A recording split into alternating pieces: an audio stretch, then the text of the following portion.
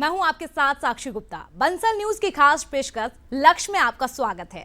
अगर आप भी अपने करियर को सुनिश्चित करना चाहते हैं तो ये कार्यक्रम आपके लिए बहुत ही काम आने वाला है, क्योंकि हमारे इस खास कार्यक्रम में आपको एक्सपर्ट से रूबरू कराएंगे जो कि करेंगे आपका मार्गदर्शन और बनेंगे लक्ष्य हासिल करने में मददगार।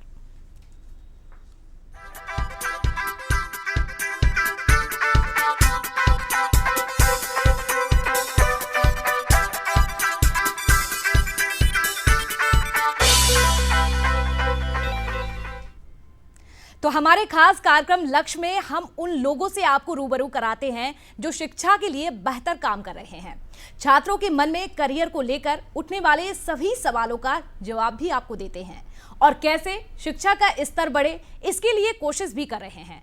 लक्ष्य की इस खास पेशकश में हमारे साथ भोपाल से सुरेंद्र मालविया मौजूद हैं, जो कि पीयूष नीट एकेडमी के डायरेक्टर हैं। पीयूष जी, आपका बहुत स्वागत है। और साथ ही हमारे साथ मौजूद हैं शिफा रेगी थॉमस, जो कि पीयूष नीट एकेडमी की छात्रा हैं। लक्ष्य में आपका भी शिफा बहुत स्वागत है।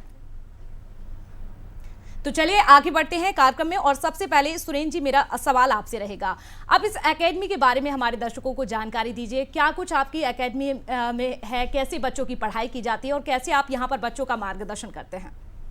सबसे पहले thank you so much for Bansal news channel, जो हमें अपनी बात रिप्रेजेंट करने का मौका मिला जी। मैं यदि अपनी कोचिंग के बारे में बात करूं तो हमारी कोचिंग 2013 से प्रारंभ हुई थी। वर्तमान में हमारी कोचिंग में लगभग 30 टीचर्स हैं और 350 स्टूडेंट समथिंग हैं जी। बिल्कुल। हमारे इसमें 4 सेक्टर्स हैं। सबसे पहले हमारा मैम नीट IIT सेक्शन अलग है, दूसरा जो सेक्टर है वो कंप्यूटर सेक्शन है, तीसरा है जो CBSE एंड MP बोर्ड है, ठीक है ना, और चौथा है जो वहाँ किड्स जोन है। जिस हिसाब से हम उस पर काम कर रहे हैं, अलग अलग टीचर्स हैं जो अपने अपने क्षेत्र में काम करते हैं। बिल्कुल। और यहाँ पर बच्चों को पढ़ाई भी अच्छे से कराई जाती है। हमारे साथ शिफा भी मौजूद हैं। शिफा, आपसे जानना चाहूंगी, जैसे कि हमारे कार्यक्रम का लक्ष्य है, नाम है कार्यक्रम का लक्ष्य, आपका लक्ष्य जानना चाहूंगी, क्या है आपका एम, क्या है टारगेट, क्या है, और आप इस कोचिंग में पढ़ती हैं तो क्या यहाँ पर आपको खास लगता है? जी, मेरा एम अभी तो नीट है फ़िलहाल, और मैं अपने एम पे पूरा फोकस लगा के रखी हूँ। और मेरी कोचिंग मुझे इस चीज़ के लिए पूरा हेल्प करती है, मुझे पूरी हेल्प करती है कि मैं अपने टारगेट से हटूँ ना। मेरा हर एक चीज़ में मेरे साथ हेल्प करती है। 24 आवर्स सारी फैकल्टी अवेलेबल रहती है। किसी भी टाइम पे मुझे कुछ भी ज़रूरत हो, मुझे पूरा कॉन्फिडेंस रहता है कि मैं अगर अपने टीचर्स किसी से बात करूँ तो मुझे अपना रिस्पॉन्स तभी मिलेगा। हर एक जन मेरे और हर एक इंडिविजुअल स्टूडेंट के टारगेट पे पूरा फोकस रखता है हमारी coach Piyush NEET academy.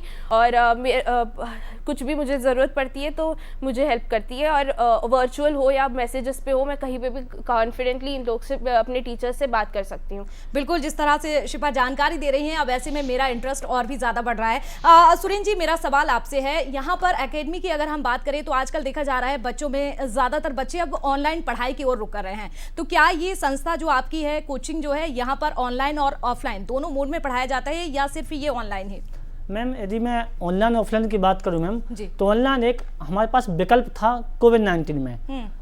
NEET और IIT जैसे एग्जाम के लिए ऑनलाइन समझाना उतना आसान नहीं होता। स्पेशली हम बात करें फिजिक्स जैसे सब्जेक्ट को, आप ऑनलाइन बच्चों को आसान से नहीं सिखा सकते, क्योंकि मैम बच्चों का अलग अलग लेवल होता है। हमारे अगर हम स्टेट की हम बात करें तो CBSE के बच्चे आपको कम मिलेंगे, है ना, लेकिन MP बोर्ड और ग्रामीण क्षेत्र के बच्चे आपको ज़्यादा मिलेंगे जी। तो कहीं ना कहीं ऑनलाइन उतना लाभदायक नहीं हो पाता है।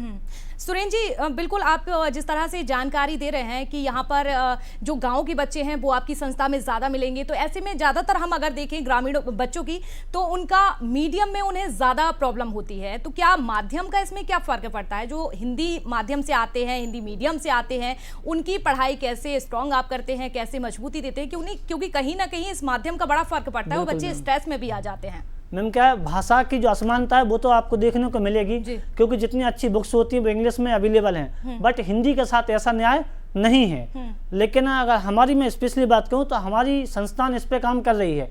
मैं इंग्लिश के साथ साथ हिंदी को ही मुख्य धारा में लाने का काम कर रहा हूँ। आपने देखा होगा सरकारें भी हिंदी भाषा में मेडिकल में मतलब कोर्स भी लॉन्च हो चुका है हिंदी माध्यम को लेकर। तो ऐसा नहीं है कि हिंदी में सफलता नहीं मिल सकती या प्रॉब्लम्स हैं। अच्छे टीचर्स की बात करें तो इंग्लिश में ज़्यादा अवेलेबल हैं कंपेयरिंग टू हिंदी, बट ऐसा नहीं कि अगर हम हिंदी को छोड़ तो नहीं सकते मैम, क्योंकि मातृभाषा हमारी हिंदी है और कहीं ना कहीं बचपन से हम हिंदी के वातावरण में रहते हैं, तो हम हिंदी को नहीं छोड़ सकते हैं। बिल्कुल। शिफा, आपसे जानना चाहूंगी आपका मीडियम कौन सा रहा है, और इस एकेडमी की अगर हम बात करते हैं तो यहाँ पर आपको क्या खास लगता है जो आपकी पढ़ाई और भी ज़्यादा आप यहाँ पर अच्छे से कर पाती हैं, और आपको यहाँ पर और कौन सी चीज़ें हैं जो पढ़ाई के अलावा आपको यहाँ पर पसंद आती हैं?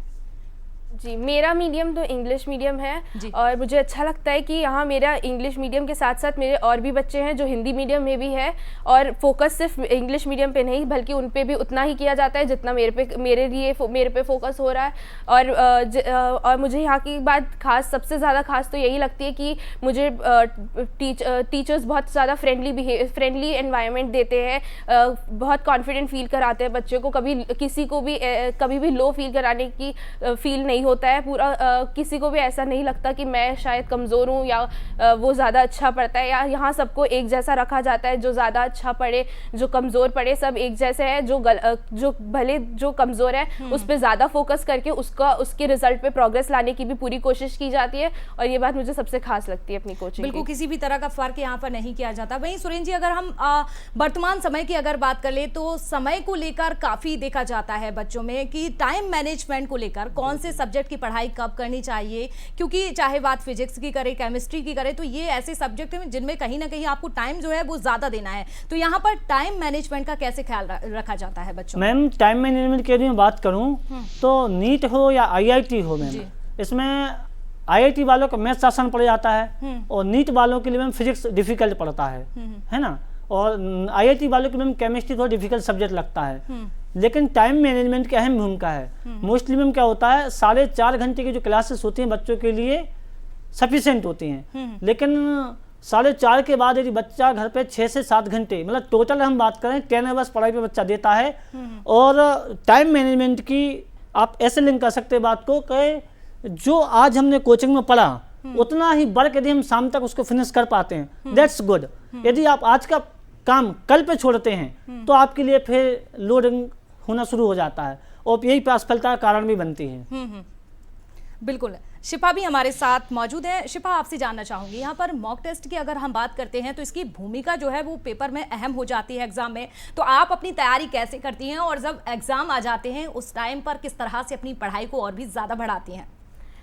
हमारे कोचिंग में मॉक टेस्ट हर वीकली होता है, जो बहुत अच्छी बात है। हमारी अगर मंडे से फ्राइडे तक अगर वीक में पढ़ाया जाता है तो लास्ट में सैटरडे के दिन मॉक टेस्ट हुआ करता है, जिससे हमें पता चल जाता है कि पूरे वीक में हमने कितना पढ़ा है और कितनी चीज़ हमें समझ आई है और कितनी चीज़ हमें अभी भी समझना बचा है। और मॉक टेस्ट के बाद जब हमारे रिजल्ट्स वापस आ जाते हैं, जिसने अच्छा पढ़ा उसके तो रिजल्ट्स आ जाते हैं, जहाँ जिसका रिजल्ट थोड़ा ख़राब आया उसके लिए एक्स्ट्रा डाउट क्लास रखी जाती है और जो डाउट्स है उसकी वहीं क्लियर किया जाता है और पूरी कोशिश करी जाती है कि उसका रिजल्ट वहाँ से और प्रोग्रेस करे।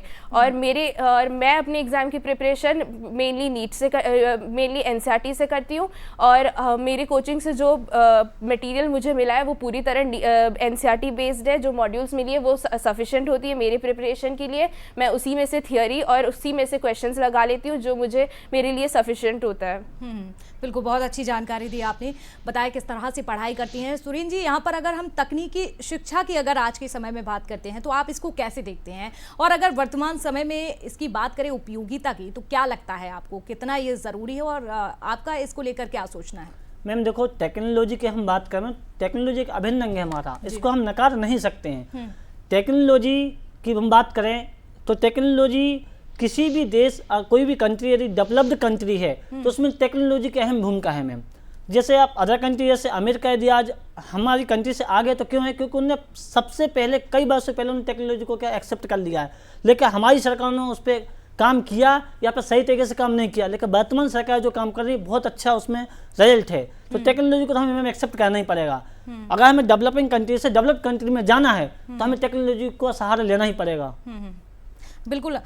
शिफा, हम देख रहे हैं जब से कोविड आया, कोरोना ने कहीं ना कहीं लोगों की आदतों को जो है वो बदल के रख दिया है, और ऐसे में आपके पास एक चुनौती है कि आपको एग्जाम में अच्छे मार्क्स लाना है, लेकिन ये भी बहुत ज़्यादा ज़रूरी है कि आपको फिट भी रहना है। तो क्या इसको लेकर भी यहाँ पर टिप्स दिए जाते हैं? जी, एक स्टूडेंट के लिए पढ़ाई के साथ साथ अपनी हेल्थ का ध्यान रखना भी बहुत ज़रूरी है। प्रॉपर एजुकेशन के लिए उसे अपना हेल्थ का भी पूरा ध्यान रखना ज़रूरी है। और हेल्थ में बाहर का खाना अवॉइड करना या फिर प्रॉपर नींद लेना, ये सब बहुत ज़रूरी है। और स्टूडेंट के लिए हमेशा स्टूडेंट कभी कभार ज़्यादा पढ़ाई पे फोकस करने की वजह से अपनी नींद, अपनी स्लीप शेड्यूल बिगाड़ देता है, जो कि बिल्कुल ठीक नहीं होता। और हम लोग कोचिंग में 4-5 घंटे पढ़ने के बाद, हम लोग सेल्फ स्टडी करने के बाद हम लोग पूरा वो टाइम निकाल लेते कि एटलीस्ट मिनिमम 6 आवर्स की स्लीप हमें मिल जाए। और साथ ही साथ फिजिकल हेल्थ के साथ साथ मेंटल हेल्थ भी बहुत ज़रूरी होता है। यानी अगर टेस्ट में मार्क्स कम आ रहे हैं तो यहाँ डीमोटिवेट नहीं होना है कि हमारे मार्क्स कम आए हैं, बल्कि और कोशिश करना है कि ज़्यादा अच्छे मार्क्स आए। और अगर ज़्यादा मार्क्स अच्छे आ भी रहे हैं तो ओवर कॉन्फिडेंट भी नहीं होना है और अपने एक उस पर कांस्टेंट रहना है। बिल्कुल। सुरेश जी, अगर हम IIT JEE की बात करते हैं तो ये क्या है, क्योंकि बहुत सारे बच्चे ऐसे हैं जो हमारा ये प्रोग्राम डेली देखते हैं, तो जो ये बच्चे देख रहे हैं उनको आप बताइए कि IIT JEE क्या है, इसके लिए आप अपने स्कूल के छात्रों को कैसे मार्गदर्शन भी अपनी संस्था के बच्चों को करते हैं? बिल्कुल मैम, अगर हम बात करें IIT के लिए मैम, सबसे पहले एक एंट्रेंस एग्जाम होता है जिसे हम JEE बोलते हैं जी। इस एग्जाम को देने के लिए अगर हम बात करें सही समय क्या रहेगा, तो मोस्टली बच्चे, क्योंकि मैम एग्जाम थोड़ा IIT का मैम टफ होता है, तो उसके लिए मैम 10th क्लास के बाद ही बच्चे तैयारी शुरू कर देते हैं। शहरी क्षेत्र के, ग्रामीण क्षेत्र के बच्चे थोड़े अगर कम होते हैं मैम, तो 12th क्लास के बाद उसमें एडमिशन लेना पसंद करते हैं। तो मैम JEE से मैम IIT में जाते हैं, लगभग 17,385 सीटों की समथिंग है IIT में, और लगभग 23 IIT हमारे देश में जी। तो 10th के बाद यदि बच्चा कहता है तो 11th और 12th मुश्किल से एक ड्रॉप उसमें लगता है, तो हो जाता है। एक साल में हम 2 बार इस एग्जाम को हम दे सकते हैं बच्चा। बिल्कुल, आपने बहुत अच्छी जानकारी दी है। कुछ बच्चे ऐसे भी हैं जो नीट की भी प्रिपरेशन कर रहे हैं लंबे समय से, तो उनके लिए आप क्या बताना चाहेंगे, कैसे ये बच्चे तैयारी करें, इसके लिए क्या कुछ खास टिप्स आपकी संस्था में? देखिए मैम, इस पर बोलने के लिए बहुत कुछ है जी। आपने भी बातों में देखा हुआ, और जैसे कोटा में जो आपको देखने को रिजल्ट मिला है कि सुसाइड के केस ज़्यादा बढ़ने लगे हैं, तो मैम ये बात समझने की है कि हम इतना भी अटैच नहीं होने चाहिए। जरूरी नहीं कि हम इंजीनियर बने या नहीं बने, डॉक्टर बने डॉक्टर नहीं बने, सुसाइड किसी भी समस्या का हल नहीं है, बिल्कुल, है ना। वही वाली बात है कि अगर चांद को छूने का हुनर है, साहस है, तो अगर सबको जिंदगी में हार भी जाए मैम, तो इसमें डिमोटिव वाली बात नहीं है, है ना। हमें इसमें संतुलन बनाना पड़ेगा। ये बात 3 लोगों में होती है ma'am, teachers, student and parents. पराजय और विजय, ये हमारे जीवन के एक पहलू हैं जिनको हमें सामना करना पड़ेगा, हमें इनको स्वीकार करना भी जरूरी है। जरूरी नहीं कि हर एक आदमी इंजीनियर बने, हर एक व्यक्ति डॉक्टर बने, बिल्कुल जीवन में कुछ भी अच्छा कर लेंगे, बस सुसाइड तो उसका सॉल्यूशन नहीं है ना। और बात करते हैं मैम, एक्चुअली इसका कारण बनता, कोई बच्चा सुसाइड करना मैम नहीं चाहता, लेकिन वो ऐसा क्यों होता है मैम? एक्चुअली मैम यहाँ पे क्या होता है, बच्चा टाइम मैनेजमेंट प्रॉपर नहीं करता है। जैसे कि जो बच्चा 10th क्लास के बाद में बच्चा तैयारी करता है, तो 11th और 12th, यदि बच्चा 11th में 11th क्लास को प्रॉपर करता है, 12th में 12th क्लास को प्रॉपर करता है नीट IIT लेवल पे, तो इजीली बच्चा 12th क्लास के बाद IIT या उसको नीट में सिलेक्शन हो जाता है। लेकिन बच्चे में क्या करता है, 11th क्लास में जैसे ही बच्चा तैयारी करना शुरू करता है तो टाइम मैनेजमेंट नहीं करता है। टाइम मैनेजमेंट से मतलब ये हुआ मैम कि क्लासेस प्रॉपर नहीं ले लिया, कभी क्लास मिस कर दी, कभी बच्चा लेट गया। ये छोटी छोटी गलतियां हैं जो बच्चे को भारी पड़ जाती हैं। बिल्कुल, टाइम मैनेजमेंट का। और दूसरी बात मैम क्या होती है इसमें, पेरेंट्स भी उम्मीद लगा लेते हैं कि बच्चा कोटा गया, कहीं भी गया तो इंजीनियर बन गया या डॉक्टर बन गया। ऐसा नहीं है मैम, आखिर कोई तो हारता है ना मैम, सभी तो बिजनेस बन नहीं सकते हैं। तो हमें इस चीज को भी समझना होगा कि नहीं, जो भी हम कर पाएंगे जिंदगी में बेहतर करेंगे। तो जीतना हारना जरूरी नहीं है, हाँ पागलपन जरूरी है, जिद जरूरी है कामयाबी के लिए। बिल्कुल, और तब तक अपने लक्ष्य को आप हासिल भी नहीं कर सकते हैं। शिफा, मैं आपसे जानना चाहूंगी, हमने देखा कि कई बार क्या होता है कि जैसे जैसे समय बढ़ता चला जाता है, लोगों के डिसीजन भी चेंज होते जाते हैं। पहले हमारा एम कुछ और होता है, लेकिन 2-3 साल बाद कुछ हम और अपना एम बनाते हैं। लेकिन पेरेंट्स जो है वो कहीं ना कहीं उनका कुछ और सोचना होता है कि हमारा बच्चा बड़ा हो जाएगा तो ये बनेगा। तो क्या आपके साथ भी ऐसा है, जो पेरेंट्स चाहते हैं वो आप कर रही हैं, या फिर आपका खुद का ये नीट क्लियर करना आपने ये सोचा था? मेरे लिए तो मेरे पेरेंट्स भी यही चाहते थे और मैं भी खुद भी यही चाहती थी। मेरे पेरेंट्स का मानना है कि जो मैं चाहती हूँ वही, उसी में उनकी भी खुशी है। और मुझे भी लगता है कि हर एक स्टूडेंट्स में ऐसा ही होना चाहिए कि हर एक स्टूडेंट जो चाहता है उनके पेरेंट्स भी उसी चीज़ में उनको सपोर्ट करे और हेल्प करे, आगे बढ़ने में उनकी सहायता करे और उनका फोकस ना हटे। इसलिए वो जिस इंस्टीट्यूशन या जिस जहाँ पे भी जा रहे हैं वहाँ पे उनको वहाँ पर भी वो सपोर्ट मिले, वो फोकस करने के लिए हेल्प किया जाए ताकि वो अपने एम से भटके ना और उनके पेरेंट्स और अपने रिलेटिव सबके सपोर्ट के साथ वो एक टाइम पे अपना एम अचीव कर ही लेंगे। बिल्कुल, बहुत अच्छी बात आपने कही है। सुरेन जी, यहाँ पर अगर हम देखें, बच्चों को आप पढ़ाई के लिए यहाँ पर मोटिवेट करते हैं, उन्हें पढ़ाया जाता है, सभी सब्जेक्ट पर ध्यान दिया जाता है, टाइम मैनेजमेंट से लेकर टिप्स भी दिए जाते हैं। ऐसे में अगर हम बात करें तो क्या यहाँ पर पढ़ाई ही करवाई जाती है, मॉक टेस्ट ही, या फिर बच्चों को मोटिवेशन करने के लिए अलग से कोई सेमिनार यहाँ पर आता है, और बच्चों को कैसे आप लोग मोटिवेट करते हैं? देखिए मैम, पढ़ाई का काम मैम टीचर्स का है, वो तो टीचर्स कराते ही हैं, है ना। और जैसे कि Monday to Saturday ma'am class होती है, मंडे टू फ्राइडे हमारी क्लास होती है और सैटरडे मैम टेस्ट होता है। तो मैम क्या है, टेस्ट के लोड को भी मैम हमने कम करने का प्रयास किया है। एक्चुअली मैम जो हमारा स्टडी मटेरियल है वो हमने तैयार जो करवाया है उसमें मैम क्या है कि जैसे किसी बच्चे को हमने एक टॉपिक टीचर ने पढ़ाया, टॉपिक पढ़ाने के बाद मैम उस पर 20 क्वेश्चन बेस होते हैं एक टॉपिक पे। तो बच्चे को तुरंत जैसे टॉपिक क्लियर हुआ दैट्स उसको क्वेश्चन सॉल्व करा देते हैं। फिर सेकंड टॉपिक स्टार्ट हुआ मैम, सेकंड टॉपिक की हम क्वेश्चन हम सॉल्व करा देते हैं, जिससे क्या होता है मैम 6 दिन में बच्चों का अच्छे क्वेश्चन तैयार हो जाते हैं 5 डेज में, और 6वें दिन अर्थात सैटरडे को मैम उसमें टेस्ट में क्लियर हो जाता है। तो बच्चे को टेस्ट का मैम अलग से उसे नहीं पढ़ना पड़ता है, तो ये मैनेजमेंट हो जाता है प्रॉपर। बिल्कुल शिपा, और यही सवाल मेरा आपसे रहेगा, आप लोग किस तरह से यहाँ पर, जिस तरह से आपके सर जो जानकारी दे रहे हैं, कितना आप ताल्लुक रखती हैं, और यहाँ पर सभी बच्चे अपने एम को निर्धारित कैसे करते हैं संस्था में? जी, मॉक टेस्ट तो हम लोग का वीकली होता रहता है और उसके मॉक टेस्ट के बाद अगले दिन उस पर डिस्कशन किया जाता है हर एक सब्जेक्ट पे, फिजिक्स, केमिस्ट्री, बायो पे। तीनों टीचर्स हम लोग को पूरे क्वेश्चन पेपर का डिस्कशन करते हैं। हमारा डाउट तभी उसी दिन क्लियर हो जाता है और बाकी हमारे जो एम है उस पर फोकस करने के लिए हम लोग डिसाइड करके, हम लोग का फोकस मेन रहता है कि हमें एक ही दिन में तीनों सब्जेक्ट के रिविजन करना है। हम लोग अब कुछ भी हो, पूरा फोकस रहता है कि फिजिक्स, केमिस्ट्री और बायो तीनों एक ही दिन कंप्लीट करें। और मेन फोकस हम लोग कोशिश करते हैं कि जो ज़्यादा टफ, जो हमें टफ लगता है उस पर ज़्यादा टाइम दें और उसको ज़्यादा अच्छे से करें, उस पर जितना टाइम हो सकता है उतनी बार उस पर रिविजन करें और जो वीकर सब्जेक्ट है उसको और अच्छे से स्ट्रॉन्ग करने की कोशिश करें, और जो ऑलरेडी स्ट्रॉन्ग है उसको भी पीछे नहीं छोड़ते, उसको भी रिविजन करते रहते हैं और दिन में हर एक सब्जेक्ट के मिनिमम 30 to 50 क्वेश्चंस लगा लेते हैं। बिल्कुल शिपा, जैसे कि आप पूरा बता रही हैं अपनी स्टडी के बारे में, मुझे ऐसा लग रहा है कि बहुत जल्दी ही आप अपनी मंजिल के पास जो है वो जाती हुई नजर आ रही हैं और बहुत ही जल्दी आपका एग्जाम भी क्लियर होने वाला है। चलिए सुरेन जी, यहाँ पर बात करते हैं, जनवरी जैसे कि निकल चुका है, फरवरी चल रहा है, ऐसे में प्री बोर्ड और जेईई मेंस का ये जो महीना है, इतने सारे छात्र हैं जो लगातार ये तैयारी कर रहे हैं, 2-2 साल से लोग तैयारी कर रहे हैं, बच्चे तैयारी कर रहे हैं।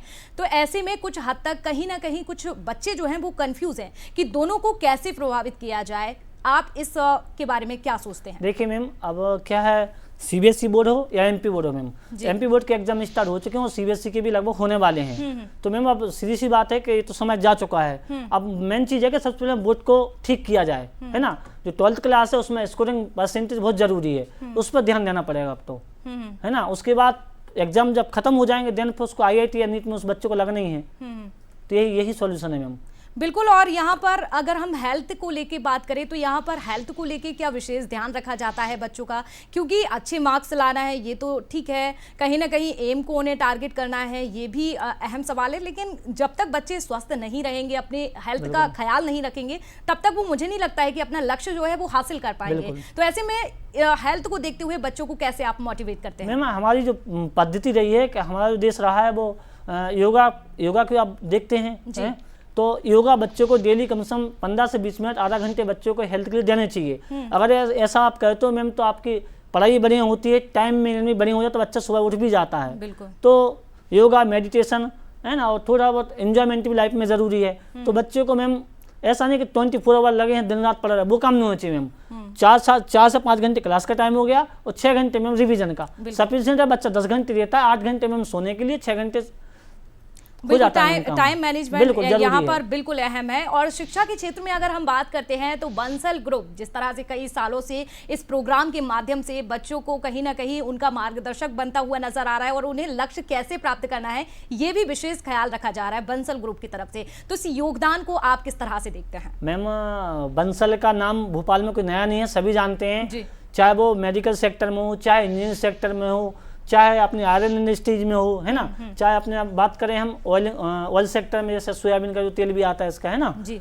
तो बंसल लगभग हॉस्पिटल में सब जानते हैं, लेकिन इंजीनियरिंग की हम बात करें 4-5 साल से तो ग्राफ डाउन हो गया है, क्या वो सभी को देखने को मिल रहा है। लेकिन बंसल का इंजीनियरिंग का एक बहुत बड़ा हब है ना। हमारा टूर भी आपके यहाँ होते ही रहता, आप देख, तो इसमें कोई नई बात नहीं है, टेक्नोलॉजी में अच्छा काम कर रही है बंसल।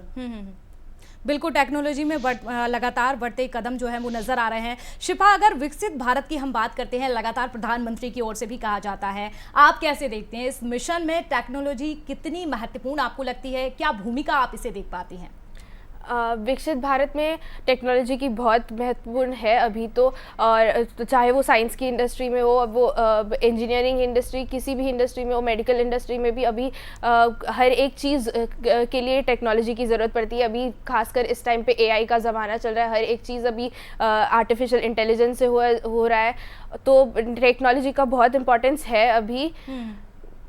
बिल्कुल, बहुत महत्वपूर्ण भी हो जाता है। सुरेंद्र जी, हम देखते हैं कि जब बच्चे तैयारी करने आते हैं तब उनका एम कुछ और होता है, लेकिन समय के साथ एम जो है वो बदलता भी जाता है, वो अपनी लक्ष्य को बदल देते हैं। तो आप ये कई सालों से तैयारी करा रहे हैं बच्चों को, तो क्या आपके कुछ ऐसे अनुभव भी आपने देखे हैं कि बच्चा सोच के कुछ और आया था घर से, लेकिन जब उसने अपने 1-2 साल यहाँ पर दिए तब उसको समझ में आया कि नहीं, हमारा लक्ष्य तो ये है? तो क्या ऐसे अनुभव भी आपको संस्था में देखने को मिले हैं? बिल्कुल मैम, एक्चुअली क्या है, गाइडेंस नहीं होता है, गाइडेंस नहीं होता, इससे बच्चा का देख के करने लगता है और लास्ट में उसे लगता है कि हमसे नहीं हो पाएगा।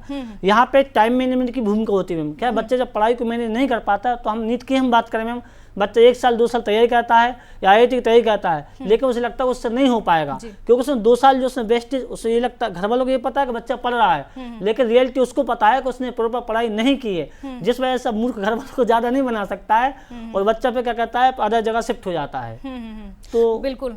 और शिफा, मैं आपसे जानना चाहूँगी यहाँ पर, जिस तरह से आप बहुत तैयारी कर रही हैं, बहुत अच्छे तरीके से कर रही हैं, आपको जल्द आपका लक्ष्य भी मिल जाएगा, लेकिन जब आप न्यूज़ देखती हैं, अखबार पढ़ती हैं, टीवी देखती हैं और ऐसी खबरें देखती हैं कि बच्चे ने सुसाइड कर लिया है या कुछ, तो क्या कभी कभी डीमोटिवेट भी हो जाती हैं अपने लक्ष्य को? आपको क्या क्या फील होता है उस समय? कभी कभार ये न्यूज़ वगैरह देख के दिमाग में आता है कि अगर इनसे नहीं हो पाया तो फिर हमसे कैसे हो पाएगा, बट उस टाइम पे सबसे ज़रूरी होता है अपने से बड़ों का एक गाइडेंस। और मुझे ऐसा लगता है कि मुझे मेरी फैमिली से, मुझे मेरे टीचर से प्रॉपर गाइडेंस मिल रहा है। मेरे दिमाग में कभी भी ऐसा कुछ भी ख्याल आया, मुझे गाइड करने के लिए मेरे पेरेंट्स हैं और मेरे टीचर्स हैं जिन पे मैं हमेशा डिपेंडेंट रहूँगी, जो मुझे हमेशा गाइड करते हैं कि नहीं, मुझसे भी हो सकता है और ये इतना डिफ़िकल्ट नहीं है, अगर फोकस करोगे तो अपना एम मिल जाएगा। बिल्कुल। और सुरेंद्र जी, यहाँ पर देखें, हम बच्चे जब तैयारी करते हैं तो कहीं ना कहीं वो अपना 100% देते हैं, लेकिन कई फैमिली ऐसी होती हैं जो बच्चे को सपोर्ट करती हैं, लेकिन बहुत सारी फैमिली ऐसी भी होती हैं जो लगातार उन्हें प्रेशर करती हैं बच्चे को कि नहीं, आपको इसी साल में क्लियर करना है, और ऐसे में कहीं ना कहीं बच्चा जो है परेशान हो जाता है और जो उम्मीद माँ बाप करते हैं, जो वो बच्चा उम्मीद करता है, वो रिजल्ट नहीं मिल पाता है। तो ऐसे में आप जो पेरेंट्स ये भूमिका निभाते हैं, उनके लिए आप क्या कहेंगे? मैम, ये बात पेरेंट्स को समझना होगी कि देखो मैम, बच्चे के हाथ में कर्म है, फल नहीं है। बिल्कुल, है ना। सफलता और असफलता, जैसे मैं पहले भी कहा कि 2 लाइफ के पहलू हैं, है ना। तो अगर बच्चा असफल हो गया है, तो जैसे अभी 12th फेल में मूवी आई थी, तो उसमें बहुत अच्छे से बच्चों को बताया गया, और हर बच्चे को वो देखने भी चाहिए, है ना। रीस्टार्ट, है ना। आज नहीं तो कल होगा, कल नहीं तो परसों होगा, पर होगा मैम ज़रूर। हाँ ना, किसी समस्या का हल नहीं है, और सोसाइटी में बिल्कुल भी नहीं है। तो इसमें बिल्कुल रीस्टार्ट यहाँ पर बहुत ही ज़रूरी है। और देखिए, जिस तरह से बहुत ही अच्छी जानकारी दी है शिफा ने भी यहाँ पर बातचीत की है और बताया है कि वो कैसे अपनी पढ़ाई करती हैं और कैसे वो अपनी पढ़ाई में जो है वो समय निकालती हैं। तो आप दोनों का आने के लिए बहुत धन्यवाद, तमाम जानकारी देने के लिए, किस तरह से पढ़ाई अपनी शिफा करती हैं और आप जो संस्था चला रहे हैं वो जानकारी दी है कि कैसे यहाँ पर बच्चों का ध्यान रखा जाता है। आप दोनों का जुड़ने के लिए बहुत धन्यवाद। तो इसी के साथ हमारी खास पेशकश में फिलहाल इतना ही। देखिए, हमें दीजिए इजाजत। नमस्कार। ताजा अपडेट के लिए लेकिन बने रहिए बंसल न्यूज़ के साथ।